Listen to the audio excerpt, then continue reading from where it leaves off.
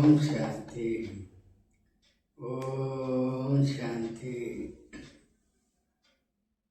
ఓం శాంతి. అక్కయ్యలారా, అన్నయ్యలారా, శుభాభినందనలు. అట్నే యోగి భవ జ్ఞాని భవ కార్యక్రమానికి ఛానల్కు అట్లనే శుభాభినందనలు, సుస్వాగతం. ముందుగా ఈ ఎపిసోడ్లో హంస, కొంగ ఈ జ్ఞానంలో ఇంతకుముందు చెప్పుకున్నాము. హంస అనేది మంచి గుణాలతో ఉంటుంది, కొంగ అనేది అన్ని గుణాలతో ఉంటుంది, అంటే వ్యతిరేక గుణాలతో ఉంటుంది. కాబట్టి దీనికి ఒక దృష్టాంతం, కథ చెప్తారు. ఈ కథలో దేవలోకంలో హంసలు ఉంటాయి, భూలోకంలో కొంగలు ఉంటాయి. భూలోకంలో కొంగలు హంసలు అనేవి తెలియవు. దేవలోకంలో హంస కొంగ ఒకే విధంగా ఉంటాయి, కానీ కొద్దిగా తేడా ఉంటాయి ఆకారంలో కానీ. ఎందుకంటే పరిశుభ్రంగా ఉంటాయి కదా దేవలోకంలో కొంగలు, హంసలు.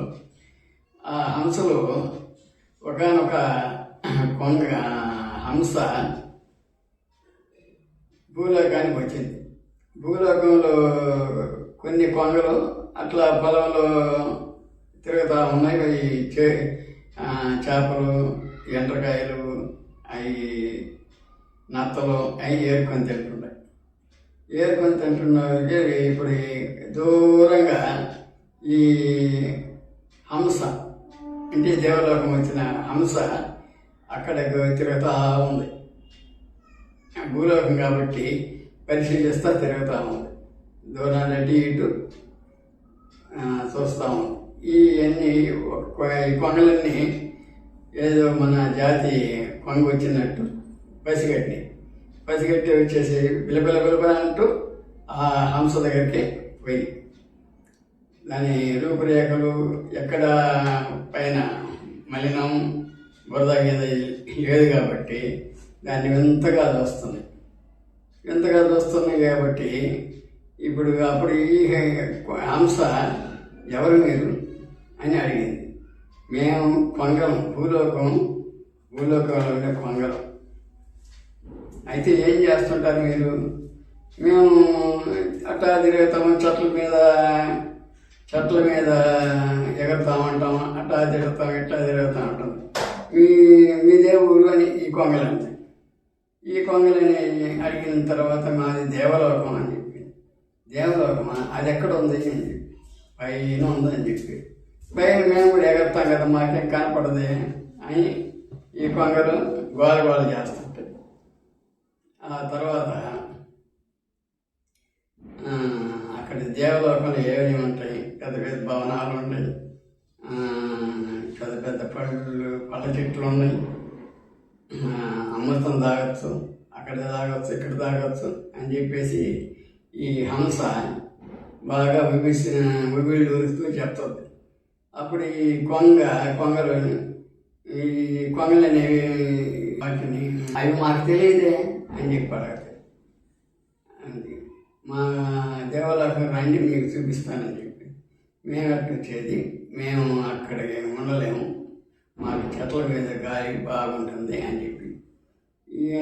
అప్పుడు ఈ దేవాలయం కొంగ ఏమేమి తింటారు మీరు?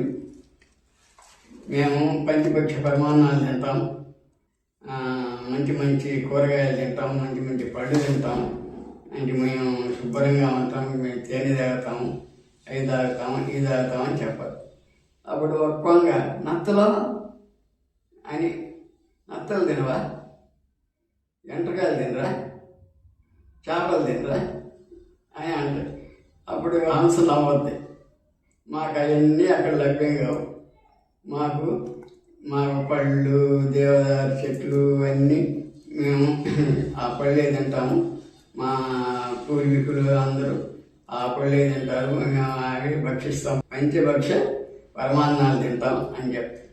కాబట్టి ఈ కథ వల్ల మీకేం అర్థమైందంటే కొంగ విలువ ఎలా ఉంటుంది, హంస విలువ ఎలా ఉంటుందని తెలుసుకున్నారు కదా. కాబట్టి మనలో కూడా సెంటర్కి వచ్చేవాళ్ళు హంసలు, సెంటర్కి రాని వాళ్ళు కొంగలు. కాబట్టి కొంగలు అనేవి ఏ విధంగా ఉంటాయి, హంసలు అనేవి ఏ విధంగా ఉంటాయి. కాబట్టి ఆ కుటుంబాల్లో ఉండే గొడవలు కూడా అలాగే ఉంటాయి. ఇవి హంసలు మంచి మంచి కూరగాయలని పళ్ళని తింటూ ఉంటాయి. అంటే ఇవి పవిత్రంగా ఉంటాయి. ఇవి పవిత్రం లేనివి కొంగలు. కాబట్టి ఈ హంస కొంగ బాగా వివరించారు. కాబట్టి మనం ఈ కొంగ హంస అనేది బాగా ఆకట్టుకునేటట్టు మీరు విన్నారు. కాబట్టి ఈ కొంగ హంస అనే విధానం బాగా వివరించారు. కాబట్టి అందరూ హంసలు అయితే బాగా ఉంటాయి ఆ కుటుంబాలు. కొంగ హంస ఉంటే అంతగా నచ్చవు. కాబట్టి వీలైనంతగా ఈ జ్ఞానం మీకు ఇంతవరకు 40 ఎపిసోడ్లు అయినాయి. కాబట్టి ఈ జ్ఞానం ఎంత బాగుంది, దీనిలో విషయాలు ఎలా ఉన్నాయి, మీకు నచ్చాయా? మీకు నచ్చితే ఇద్దరు హంసలాగానే ఉండాలి, ఇద్దరు జ్ఞానంలోనే రావాలి. ఇద్దరు జ్ఞానంలో ఉంటే ఈ కుటుంబం కూడా బాగుంటుంది. ఈ వచ్చే సజీవ ఆరంభానికి మంచి నాంది పలుకుతుందని నేను వివరిస్తున్నాను. కాబట్టి అందరూ హంసలుగా వచ్చి ఈ జ్ఞానానికి సంసిద్ధులై ఉంటారని కోరుకుంటున్నాను. ఓం శాంతి, స్వస్తి.